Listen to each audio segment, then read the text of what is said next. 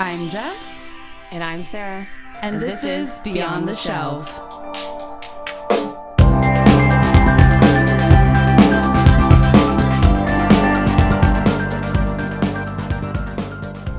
Hello, everybody. Welcome back. It's the most wonderful time of the year. And that's, we're going to be talking about romance novels today. Love is in the air. It's February. It's Sarah's favorite time of year. Yes, but today we're going to be talking about all things romance, not just recommendations, but the history of romance and some stats about romance and how much Sarah loves romance because you've never gotten that before on a podcast.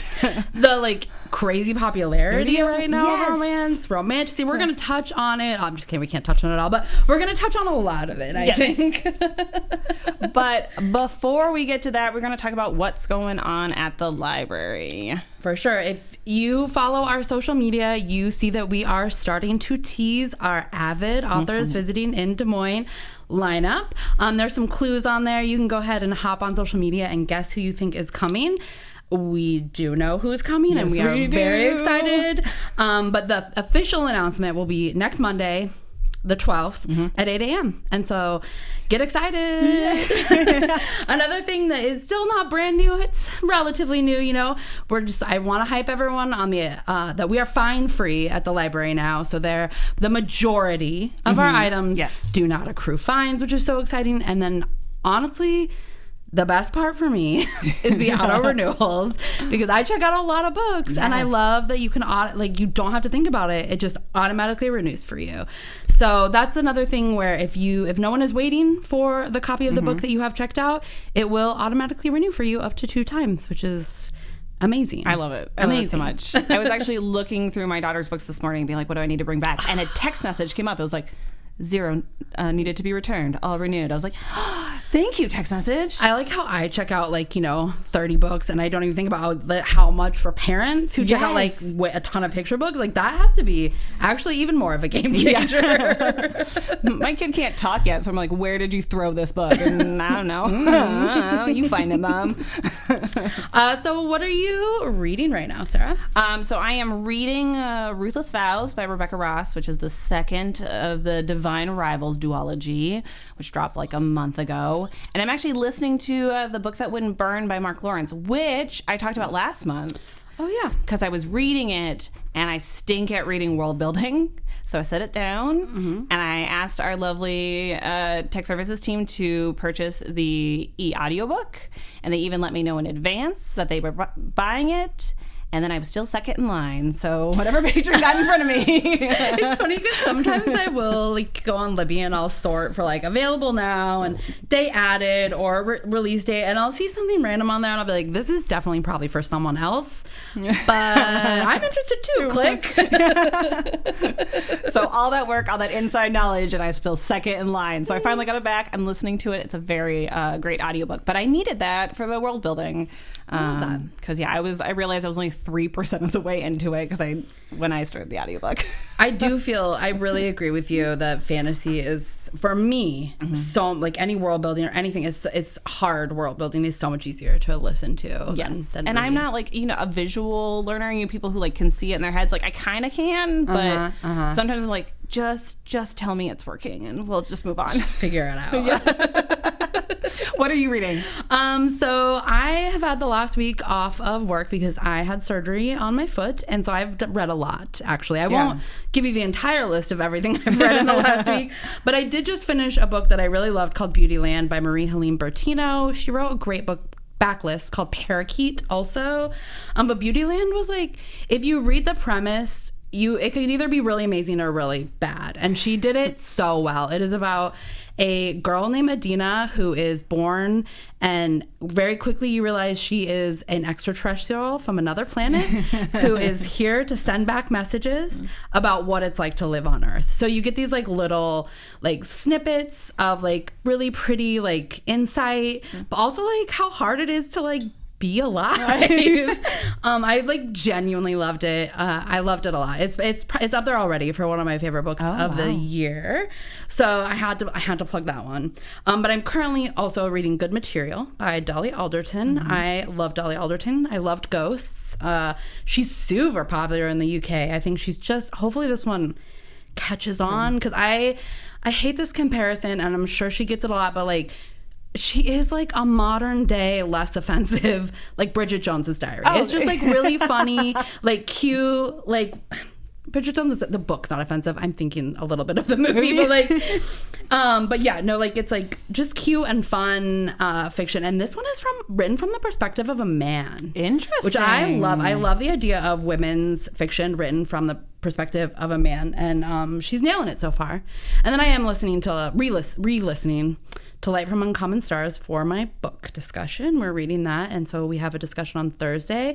I did have to stop listening to The Adventures of Amina Al-Sarafi. Oh no!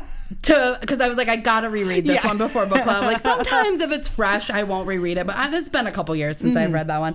And I was so sad to put down the audiobook. It's so good. It's so good. I was like, I think that was one of your favorites of the year. It was. And I was like, holy cow, like it's the narration. Unfortunately, someone's waiting for it. I will put myself right back on hold for it, and I will finish the last 75%. So that was a lot, but that's because I've been reading a lot. I will say, going back to Dolly Alderton, this idea of like a whole nother podcast we could do on like women's fiction, and do we like that phrase, and do it from a men's point of view. Anyway, it started like, I mean, do you remember, I feel like it was even the like 90s early 2000s, chicklet was like, that was a term before women's fiction. I think. Yes, it was. And I think chicklet and women's fiction now, if you would, they are kind of different things. Yes. But like chicklet had this like pretty negative connotation. Where I don't think women's fiction necessarily does. So yeah, we could talk about a whole nother podcast. But it kind of leads us into what we're going to be talking about today, which is the romance genre. And how it can have a negative connotation. If you read its negative connotation, we'll touch on that as we're going through this podcast today. But we could I want to go over a little bit more of the history of romance as well, because it's been around for a long time. It has. Yeah. Like there's some old school authors who are still writing today, who've been writing for 20, 30, 40 plus years. So, and I will have to do a shout out to a different podcast, the 99% Invisible podcast. Solid. Which is great. But they did a whole write-up with Sarah McLean, who is one of my favorite romance authors, about the history. So I pulled a lot from them. But I feel like when most people think of romance, you think of those old 70s books with those quote-unquote clinch covers. I love a clinch cover. Oh, 100%. Like is that word like the Fabio, like the shirtless man and the hair like in the wind. Yeah, everyone has the most beautiful hair, men, women. Oh my gosh. Joanna Lindsay, I believe, is one of my favorites.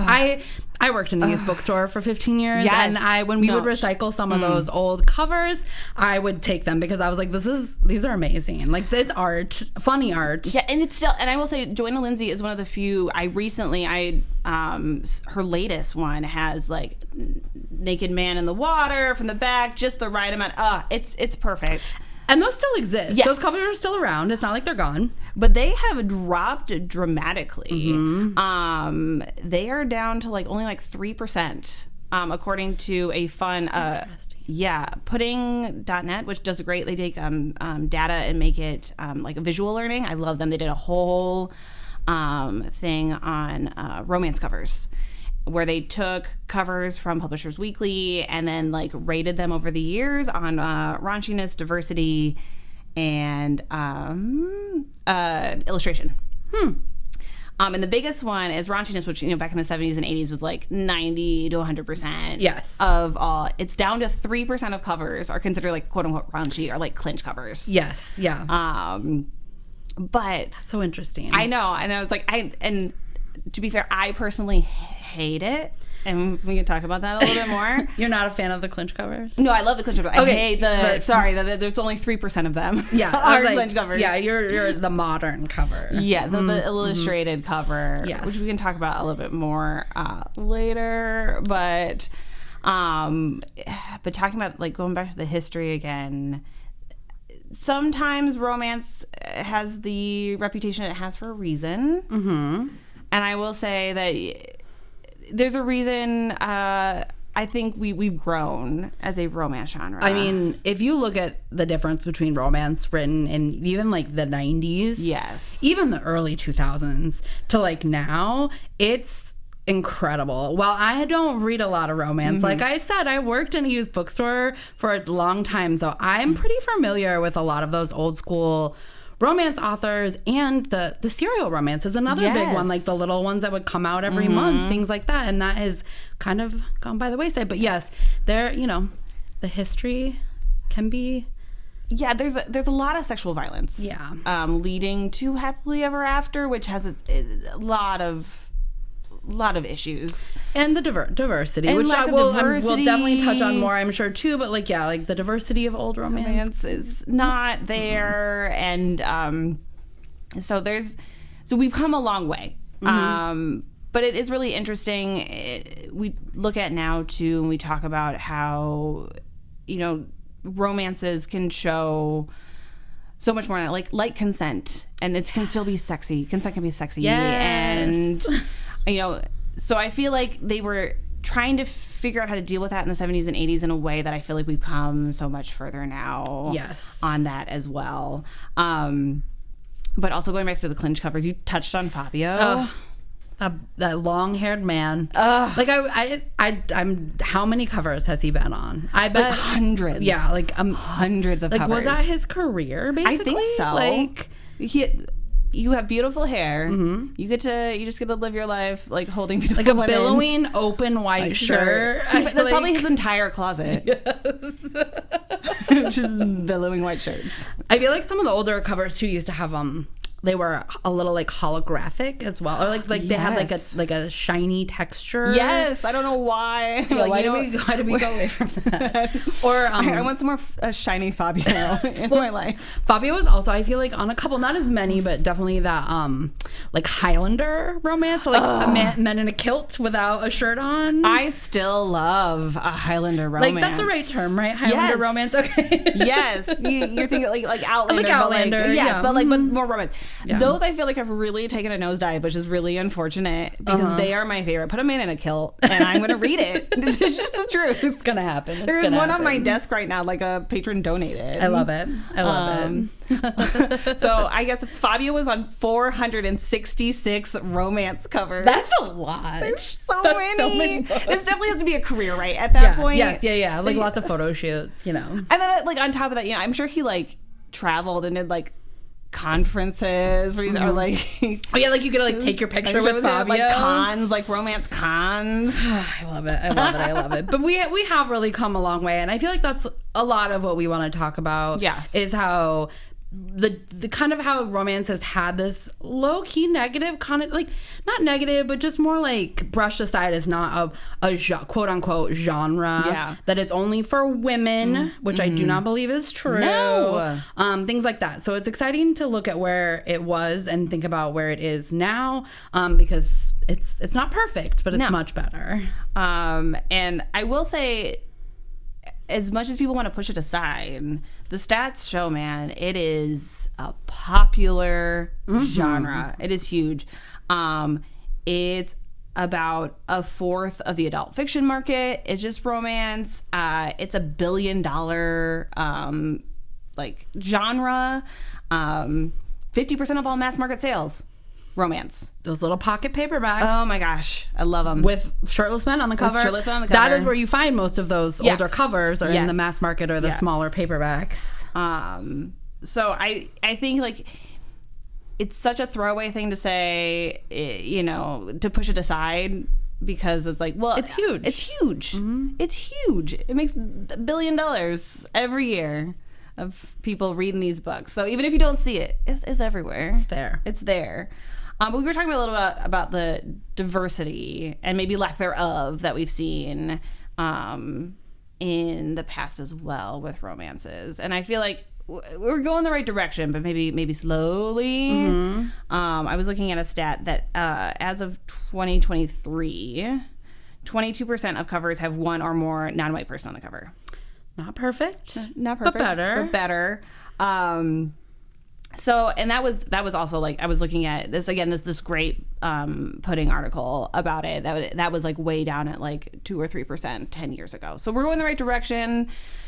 It's definitely probably not where we want to see it. Yeah, and with the advent, I think too, of LGBTQ romance, that's like, I mean, that really didn't exist to my knowledge until recently. There at least from like main publishers. Yes. 100% there are independent publishers who've been publishing, especially I think sapphic romance for quite some time. So don't get me wrong, but like in the mainstream, that is awesome too, that's becoming more mainstream romance and something that everyone is reading too. So, and what I'm loving seeing too in the past, I feel like maybe 10 years, is all these bookstores that are dedicated specifically to romance books. The Ripped Bodice. It's the best name for a bookstore. I love it so much. It's in LA and it's now in New York. I think New York yes, too. Now as well. Kansas City just got a new romance one. A friend of mine sent me. Oh, I'm blanking on the name. I think it's Under the Covers, maybe. I love that too. That's a really good one. Yes. I love all these like kind of double entendre names. But they're kind of popping up all over the place, and I am loving seeing that. And the Ripped Bodice out in LA does a whole like book festival every year.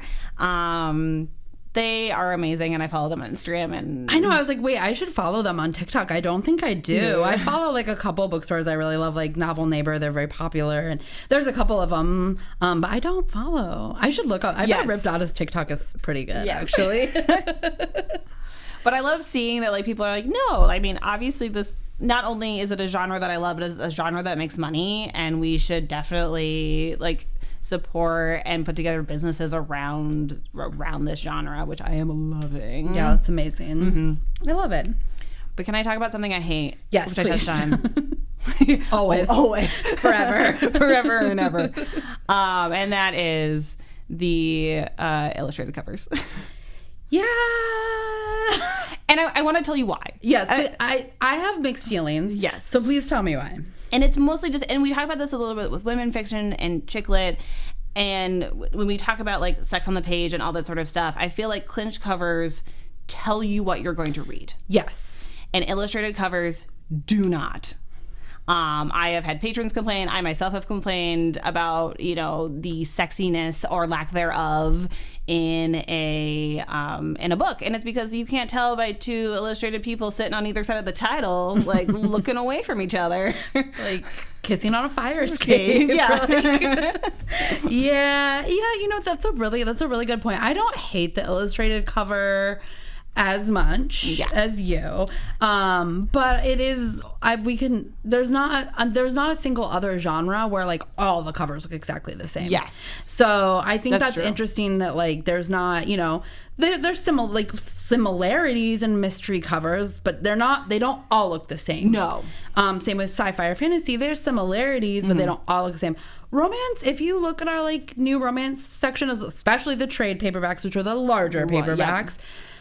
They're all bright and pretty and shiny, and you're right, they do not always tell you what you're going to get into. I will admit that I think one of the first romance books I read, like contemporary romance, was The Kiss Quotient, and I was like, oh, this seems like this looks cute, and like I love the diversity, I love the representation, and I was like, okay. Like I wasn't mad about it at all, but I was taken aback. Because the cover looked so cute. I didn't really know about contemporary romance that much, but I wanted to dive into it, and I personally was like, wow, okay, this spicy, yeah. And I think The Kiss Quotient is a great example because it also got very, very popular. Super popular. So people who generally don't read romance are reading that thinking it's not as spicy as it is. And it is. It's very spicy. It's high. I would consider it pretty high on the scale, actually. Yeah. Yes. It was a good introduction, though, for me. And I liked it. It was a good book. I didn't really read the rest, but it was a solid one. The Talia Hibbert's books, too, those first three, Chloe Brown, Get a Life, Chloe Brown is the first one. Yes. That too, I was surprisingly spicy. I loved all three of those books. I loved all of them. I haven't read her new YA one, Unfairly Cute and something. We'll put that in the show notes. But yeah, like that's another example of like these cute like girl leaning on a boy, and then like hello. And I think that is my biggest critique. It's not the illustration itself. Because there are some, and of course I am blanking, I was going to write them down and I did it, but there are some new books coming out that they are illustrated but are just spicier looking as well. And so it's not, I have no beef with the fact that they are illustrated. It frustrates me that I pick up a book and it's not romance, it's women's fiction. And a lot of times they're getting misplaced in collections as well. Oh, absolutely. 100%. Both directions. Because, romance, I mean, we haven't really talked about this, but romance is, you get your HEA. It's like the happily ever after is, I feel, the biggest part of romance. The only part of romance. The only rule of the genre. Like, you have to get the in the couple, whoever they maybe has to get together in the end. So yeah, I feel like we're also seeing, because of this stuff that's getting into romance, where yes, there is a romance to it, but that's not the point of the plot.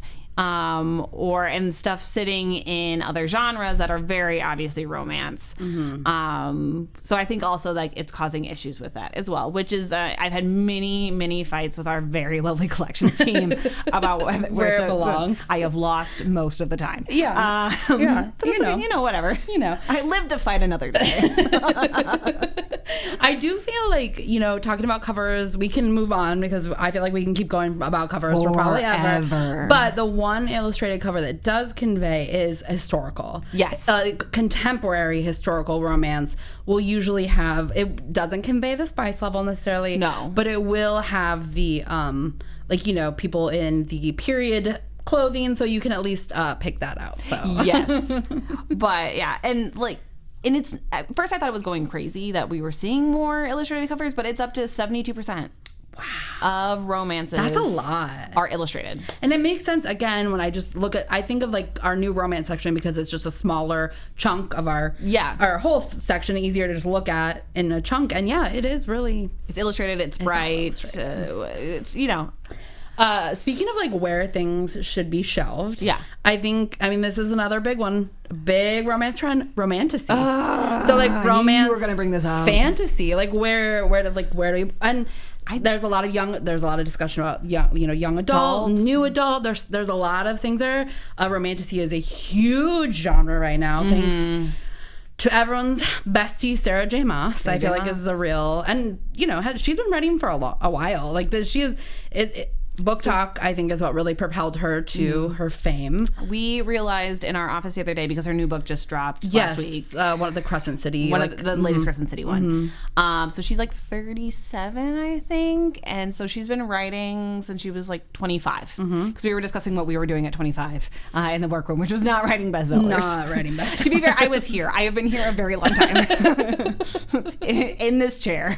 I was not at 25, but I was selling a quart of Thorns and Roses used copies to people. Not when I was 25, but no, I was here. I've never left. And you never will. But yes, romantasy is I think it's a very it genre. It's very interesting how it's portrayed. Book Talk is a huge part of the trend. And like even like Fourth Wing, I would say I know it's categorized that way, but I don't know how. That's a lower core romantasy to me a little bit. Did I just create a word, lower core? Not low. Yeah. Not low. Lower. Anyways. And it's not a genre I read really at all. I tried, and not for me. And I think so. I don't read a ton of romantasy, but when I read it, I get real into it.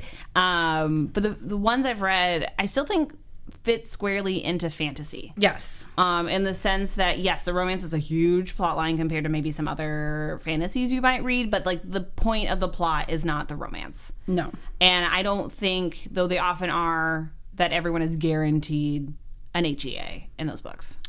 Yeah. They generally do. But not always. Yeah, that's a valid point. Valid point. Yes. Which is why I would fight. And also I think that fantasy in particular is often a kind of an old boys club. Oh yeah. I can go on many a rant on the fact that most of my favorite female fantasy authors until recently with the rise of romantasy use abbreviations for their, or not abbreviations, pen names mm-hmm. or their initials. That was the word I was looking for. Their initials for their names. I love when you find out like the gender of. Yes. Whatever. I won't go into gender as a construct, but I do like when you're like, oh, that's a woman. Yes. I didn't know. I mean, N.K. Jemisin is one of the mm-hmm. most celebrated and rewarded fantasy novelists, and I don't know what the N and the K stands for. I don't either. In her name. Yeah, which is yeah. So I do love seeing romantasy, and that's sitting in fantasy as well, because I think they are just as important in the fantasy genre as they are in the romance genre. Totally. I will get off my soapbox now, but look it up. You were talking about The Adventures of Amina Al-Sarafi, which she normally goes by her initials, the author. She's Shannon Chakrabarty for that book. But it's S.A. Chakrabarty for the it was a trilogy. City of Brass. Yeah. Mm-hmm. You're right. I didn't even think about that because I write that's a recognizable last name. Yes. So I saw that I was like, oh yeah. C.L. Polk, woman. Sorry, I'm done. I will no, stop. It's okay. It's okay. I will stop. I do think that with the rise of like the popularity of romantasy is almost on par, I think, of the popularity of contemporary romance at this point. Yes. As far as like in a publishing world, what's getting published, what's getting noticed, what's getting put online. Mm-hmm. But I do think it's interesting to think about how there are other genres that are not being as recognized. Like paranormal is like a fantasy one. There's a lot of paranormal romance. And there's lots of other like smaller like factions that are not necessarily like your basic tropes, but like there's the paranormal, the Highlander, like there's some other stuff that Highlander could be. We don't have a historical fiction section, but you could argue that could be historical fiction instead of romance, or where kind of things belong. So, and I do think, as a little more of a romance outsider, but also a voracious reader, I do think romance readers and romantasy in particular gets a real bad rap. It does. And I'm not coming from me, even though I didn't like love that book. I'm happy to recommend it to people. But I think that especially it's a problem in general with women's fiction or romance, that because women like it, it doesn't matter. Well, you sent me an article today from Entertainment Weekly, which I think they were touching on Sarah J. Maas, but this idea that as soon as teenage girls like something, it's no longer important. Nope, we don't care. We don't care. Yeah. Or just like the idea of sex on the page, spiciness, smut, whatever you want to call it, how that can like degrade a book, or like not degrade, but like the way people think about it can make people really stop and like, you know, be like, oh, you're reading fairy smut? And you're like, I am. Yes, Thank you. But you're also reading about all the other things you read about in other books. Tragedy, trauma, hero's journey, all this sort of stuff is also in these books. There's just romance with it. Yeah. And it's okay. It's very interesting. Yeah. It's an interesting, it's a genre to watch for me for sure, especially what's getting published and what's getting uplifted by publishers. I do think romantasy is pretty white for the most part. Yes, I would agree with that. Through. I would love to see some more diverse romantasy authors get their due. But you know. Yeah. Well, you were talking about paranormal, like, talking about trends. Funny paranormal has like made, which is not really my jam, which I thought it would be.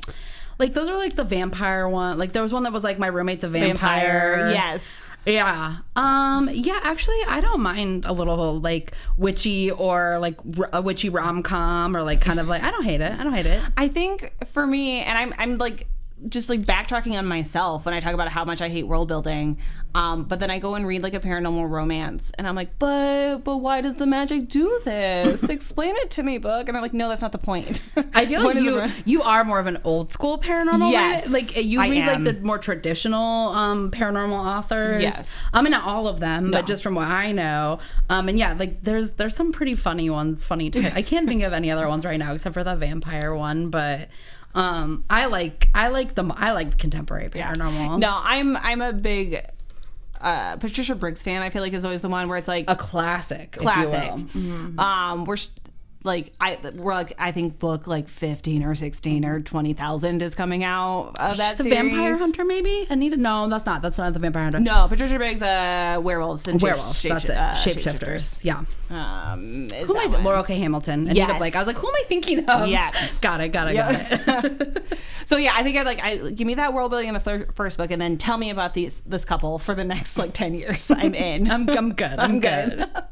I feel like there's another trend that has died down's not the right word, but the advent of Colleen Hoover and dark romance. Which I have many thoughts on that as well. I do too. I'm glad I feel like people though, patrons I'm seeing are like, I haven't read in years and I picked up a Colleen Hoover and I'm reading again. And so I will always love Colleen Hoover for that. Every book has its reader. It's like I'm not like I would never I'm not anti this person or anything, but I do have some there are problems with dark romance, just simply because of what we spoke about in the beginning. Because generally not generally, but there can be some non-consent, there can be some pretty dark stuff. Yeah. And so, but it does show that there is an uptick. I mean, Colleen Hoover, the last time I checked, had like 3 books on the New York Times bestseller, and I think it's bringing up this other dark romances as well you can read. We are both on the book chat team, and the amount of people who are like, I read Colleen Hoover, give me more. It was such it's a difficult one because she was harder to find read-alikes for, because it just wasn't a genre that was big until she made it big, I guess. But it does show that like her reach has I feel like just shifted the publishing world too. Huge. Because now all of a sudden it's not as hard to find books that are similar to Colleen Hoover, which just shows kind of like the power that readers can have, like to shift this like behemoth that is mainstream publishing. Yeah. I mean, I think sports romances did that as well a little bit. Like I feel like specifically hockey was a pretty big one this last year. There was that whole controversy where like people were like going after like an actual hockey player and like trying to like find like like a little blurring the parasocial too much, a little blurring of those relationships. But that was another, I think, huge, and that is all I'm seeing lately. And like pre-pub alerts, not all, but I'm seeing a ton of now not just hockey but like other sports romances, LGBTQI plus romances that are sports romances. I got the new Cat Sebastian, which hasn't come out yet, is a baseball one. Cleat Cute by Meryl Weisner. That was a sports. I think it was soccer one. Even I think Tessa Bailey's coming out with one. So even like romance authors who've written forever and have many books out are shifting to that. So it is so interesting, this like what social media and book talk and all of this. Book talk is wild. It's what it's really done for the publishing industry in general, and it's like documented that it is like definitely like fiction specifically, all genres of fiction have like gained in popularity like tenfold because of people sharing what they're reading online. It's wild. And I think it's interesting, another thing that I think we talk a lot about on Book Talk too, it's the same thing with romantasy. It does get a little pushed aside because it's like, oh, this is just these dumb women on TikTok or like talking about a book. Who cares about the whatever. But like, it's huge. Yeah. And I think it shows how like powerful they are. So if you ignore them at your own peril. Truly. And I think TikTok is trying to bring back a little bit of the new adult vibe, which I think is like, that was something that people tried pretty hard for a while to get everyone into, because you're not putting books about like 19-year-olds and early 20s. Like sometimes those would go to young adult rather than adult. There was Sarah J. Maas was a huge example of that. Those started out, they were absolutely in the young adult section of the bookstore I worked in when they first came out. But there is like, I think Casey McQuiston is a great example of new adult, even though I don't love the term new adult, but it is kind of like that like area between being a teenager and like getting off your parents' insurance. Is what I'll say. That's what I call a new adult. / I'm still a new adult and I'm like 42, but whatever. But I think TikTok has really brought that into view too. It's like kind of brought in the idea that like romance readers aren't just older white women who are looking to like escape their lives, you know. So I like that. I love book talk. Yeah. I'm a big fan. So I have noticed as a romance reader though, I hit my 30s and then all of a sudden any book about a 23-year-old, I was like, oh, did I become too old for these new adult books? You're like, It's kind of how I felt when I fell out of YA. I was like, I can't read about 16-year-olds falling in love. I was like, it won't last, guys. I got really jaded. That's another, you know, we haven't touched on a lot, but like young adult romance is also really permeating that genre. Like it was fantasy, which still 100% romantic fantasy is a huge part of young adult fiction, but I think instead of realistic fiction, which was super popular for a really long time in young adult, like think of like, you know, I can't think of a good example right now. But like and then it turned into more of the like romances and the illustrated covers. Yes, for sure. All of that kind of took off for sure. So all right, well, let's see what else do we have. Oh, we haven't talked about women's fiction and romance, which I think is a big one for me. Because I read more women's fiction than I do romance. And like, what even is women's fiction? That's a good question. Like, I don't have a great answer for.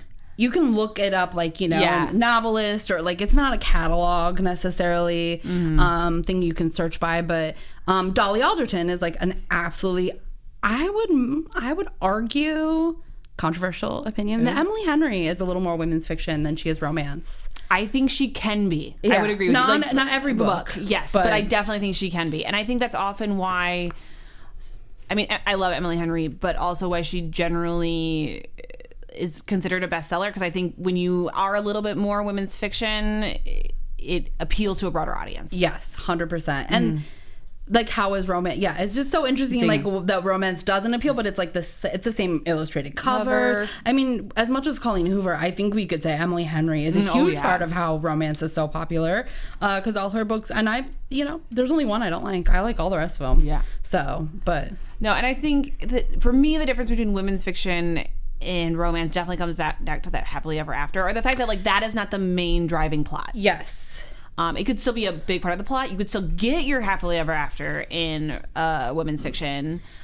And yeah, it's like more like women's fiction, maybe me just focusing on like women's lives. Yes. Instead of like romance is a part of it many times, a lot of it, but it's not necessarily the main conceit. Yes. And I would also argue that in romances, it's about two people. Yeah. Where women's fiction is about the woman. The woman. Yeah. The singular woman. The singular woman. Check out The Women by Kristen Hanna. It just came out. Which is funny because the Dolly Alderton book I'm reading right now is actually she's widely considered, you know, a women's fiction writer. But it is... it's from a man's perspective, which I love so much. One thing I love about Dolly Alderton, and there's a couple other women's fiction writers who like basically like they're writing about women and they don't hate women. Like they're like, you know, like they're writing these like really interesting books about women's lives and how complicated they are and how messy they are, and like without just stereotyping. Yeah. And, you know, being the kind of, you know, anti-woman. So I like women's fiction. I like women's fiction when I know I'm going to read it, but you don't that's, I mean, covers. It's a surprise. It's a surprise you get. I'm gonna really fail at this. Do you want a lightning round? Is there anything? I think we touched on pretty much everything that we wanted to. Is there anything else? Last words? No, I think we've talked about. I mean, I could go on forever, but I think we should stop myself now and go on to the romance trope lightning round. I'm gonna be so bad at this. I feel like you got this. You could probably do every single one. I love how, I can, because I wrote it. But also I love that she is pretending like I don't have my notes sitting right in front of me. Yeah, I mean, I have a few notes in front of me, but you know. I was like, because as soon as we went live, I knew I was like, I'm not gonna remember a single book I've ever read in my entire life if I didn't write them down. I know, I like how I was I did not write them down, so you will see I will fail at this one. these books, though, I feel like just every book we've talked about, and just like before we like have this little fun time, romance is great, and I think everyone should read it. There's lots of different types. Men can read it. Women, like, I think it is a really fun genre, and you can find your spot in the genre no matter where you are. LGBTQ, historical, Highlander, illustrated covers. You love werewolves like I love werewolves. I got you. Yes, like I think that it is. I just want to like, you know, there's lots of like all aspects of publishing, diversity, really there, it could always do better, but I do think it's a really fun genre, and I think it's fun to read. I would always joke that romance for me is like fantasy, because it is like the escape. It's like, that's not really gonna happen. So I just like you can completely dissociate and just be like, yeah. And I think in some ways, for me, which is why I love it, it's like the best kind of fantasy. This idea that like people care about each other and give each other significance and get to live happy lives, in which we don't always get. Yes, they find their way back to each other. Yes. I love it. Okay, so romance trope lightning round. Okay, we're not going to describe, like, give synopsis to these books. We're just gonna name some titles and authors. Sure. No, I got it. Okay. This is for Jess. This is just FYI. Okay, I'm gonna do that. I'm gonna pick one. I'm gonna say, give me a Marriage of Convenience. How to Catch a Queen by Alyssa Cole. Oh, I've always meant to read that book. Thanks for the reminder. You're welcome. Our Tempest by Beverly Jenkins. Oh, also so good. I need to read Beverly Jenkins. I need to. That's a mail order bride one. I love it so much. Do you have one for Marriage of Convenience? I sure don't. Yeah, that's okay. I sure don't. That's okay. What do you think I've got? I'm gonna give you a little bit of softball here. Enemies to lovers. Enemies to lovers. I feel like the second Talia Hibbert book, that's Chloe Brown, not Eve Brown. What's the second one? Isn't Enemies to Lovers? That's a fake dating. Is it the third one? That's the third one. Actor Age. Actor Age. Eve Brown. Yes. Thanks, Sarah. Yeah. See, I was close. That's my favorite one of the three of them. You're right. Fake dating. Yep. So yeah, Actor Age, Eve Brown by Talia Hibbert. You got this, Jess. Enemies to lovers. Okay, what about? I have not read any Amnesia or Mistaken Identity romance, so please, I know you know these. Yes. One of my favorites is actually Julia Quinn, who did Bridgerton. She's got like a prequel series about the like parent siblings, but anyway, it's called The Girl with the Make-Believe Husband. That is a great name for a book. Yes. I love that. I said I wasn't going to talk about the synopsis, but she goes to America and she's like finds someone who's like, hey, you're my husband now. It's great though. It's hilarious. But also Mistaken Identity, which is a little different, obviously, than Amnesia. Spoiler alert, by Olivia Dade. Yes, I didn't even like think about that one as that. But yes, I've actually read that one. Thank you. Little fan fiction Mistaken Identity. I love it. I do feel like that there's some of these tropes aren't as popular, like that one, Mistaken Identity, but like when you say enemies to lovers, that's like a huge, I mean, that would be huge. Like Sarah J. Maas. I feel like that is Akatar is definitely enemies to lovers. And a lot of them I realized as I was kind of like prepping for this lightning round was like, oh, there's a lot of like enemies to lovers that are also like a bunch of other tropes. I feel like the biggest one, like enemies to lovers and fake dating sometimes overlap. Yes. Hence confusing them. Like they have to fake date but they're enemies, and then because they fake date they become lovers. So it's great. Is it my turn? No. I don't know. Whatever. Do you have any Grumpy Sunshine? I do, but I don't remember the title of the books, but you will. Yeah. The first Tessa Bailey book in the Fisherman series, To Catch... I wrote that one down. Yeah. It happened one summer. Thank you. Because he is like a really like gruff old fisherman. I mean, hot. He's not old. And she's like a little like, I'm a socialite. Right. But... Well Met, which is a Renaissance by Jen DeLuca, is a Renaissance-based contemporary. Is that like the Renaissance Festival one? I've always wanted to read those. They're actually. So cute. Those seem adorable. That's a fun Grumpy Sunshine. There's like 3 of those, maybe. I think there's 4 now, but I've not read the 4th one. I would say the first Bright Falls book, Delilah Green, which I just read on your recommendation. Yeah, I just finished it. What about? Let's see. What haven't we done? What about sports romance? Ooh,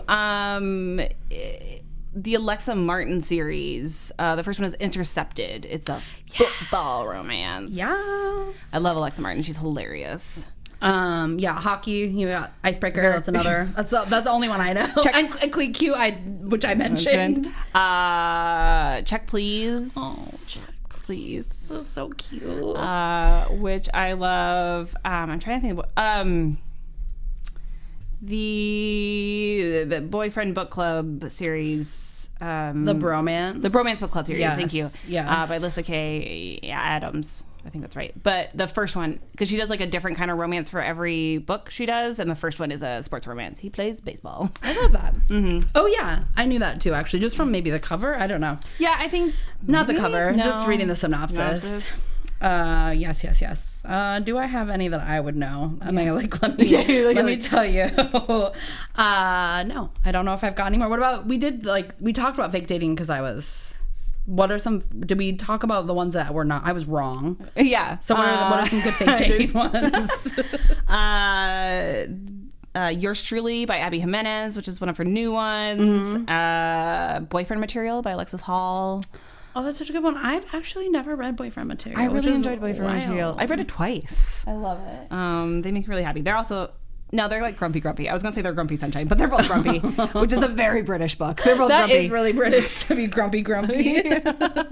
Which, Grumpy Sunshine, just FYI, in case you are not familiar with romance tropes, because that one says, it's kind of weird, but it is like where one character is a curmudgeon, not necessarily the man. No. It could be the woman, but one character is kind of like the downer and one is like the shiny. Opposites attract is basically what you could call that as well. Definitely. So I realize that's like kind of I mean, if you're not reading romance, you might not know that term. I actually struggled with Forbidden Love. Did you have one for that? I found a couple. But Forbidden Love. No. Mm-mm. So I actually Googled this one, but I have read it. Red, White, and Royal Blue are technically Forbidden Love because he's the prince. I didn't even think that. I thought I was going to have to go like way back into like my early 2000s, do a deep dive, and then Red, White, and Royal Blue by Casey McQuiston. And I'm not a big dark romance, and this is not the darkest, but Hate to Want You by Alicia Ray, who I love. I love this series, and it's a little bit darker. So if you're looking for maybe Colleen Hoover light. That's a really good series. Diet Colleen Hoover. Diet Colleen Hoover. Second Chance is another like huge one. I don't know if we've talked about Second Chance. Do you got any good second chances? 7 Days in June by Tia Williams. That's high on my TBR. I will be reading that soon. And Recipe for Persuasion by Sonali Dev are the two I can come up with. Fake dating. The third Bright Falls book, Astrid Parker's fake dating. Is there an Emily Henry that has fake dating? Maybe second. No. Mm-mm. She's a big second chance gal. Second chance. Yeah, she is a big second chance gal. Forced proximity. That I feel like is really big in the. Even though as I like look at my notes here, is usually really big in the historical. Mm-hmm. It's like the only way they can get together without all the manners. The Rogue Not Taken by Sarah McLean, which is historical. Happy Place by Emily Henry is Forced Proximity and Second Chance and a lot of things. Fake dating, and Float Plan by Trish Dollar because they're stuck on a boat. I love that. They're stuck on a boat.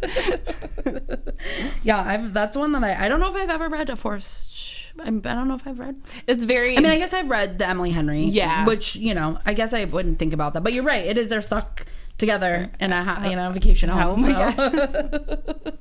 I failed at that pretty bad.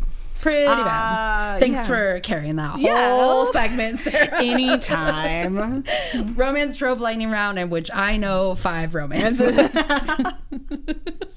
Okay, so we did joke about our final segment, our little pop culture moment where we're just going to talk about, we still don't have a title for it. I feel like Sarah's husband did give us some good ones. Oh my gosh, he gave me like a dozen. I was like, I'm at work, hun. Stop texting me. They're great. So we're gonna work on. We're workshopping that. Yeah.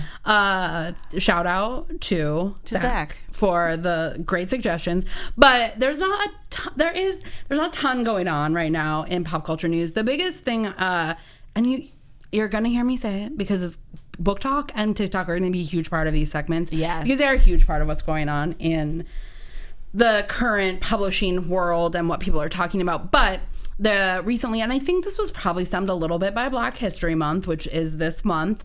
Someone made a TikTok that was like, why should I read diverse books? Reading isn't political. I don't look at the color of the author, like blah, blah, blah. And people just, the stitches to that video, people just read her to filth. I mean, yeah, some politely, some not, but like just being like, it's really not that hard. I'm seeing so many book talkers say, for every book I read by a white person, I'm going to read by a person of color. Like a lot of stuff like that. I love how that's happening, but there's some delightful videos out there being like, well, reading is, you do, you know, especially me, I think about it all the time. Have I always? No. Am I glad that I do now? Absolutely. Absolutely. So, like, just today I was looking at what I'd read and I'd be like, I'm going to be conscious about the next one I pick up, you know? Yep. So that is, like, that's the only, like, super excited, like, you know, interesting Dark Places, the last Gillian Flynn book, not the last one, but the only one that has not been adapted is going to be adapted, and all of the adaptations are amazing. Sharp Objects is such a great limited series, I believe. Yes. Gone Girl. I love that movie. I love that book too. But you just heard I had not read the book. I book. like how I just chef's kissed into the microphone. Anyone who knows me, they know that I do that all the time. Didn't even face me.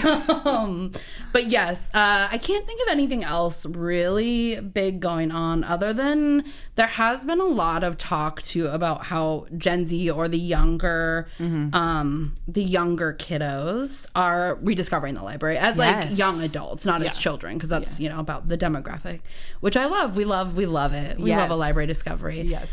There is some news in politics, which that we haven't touched on. But, you know, there are some bills currently happening in Iowa that do affect libraries. Definitely look into it, see what's happening. I think that's about all that I've got. Yeah, I think you've hit it all. I think that's about all I got. Yeah. Any last words on romance and pop culture and everything? Just obviously always read what you love to read. For sure. But also read outside your box. You'll find something you like, I promise. Yeah. I mean, I like romance and it is outside of my box. I like romance books. You know, it happens. So we will see y'all again next month. Bye.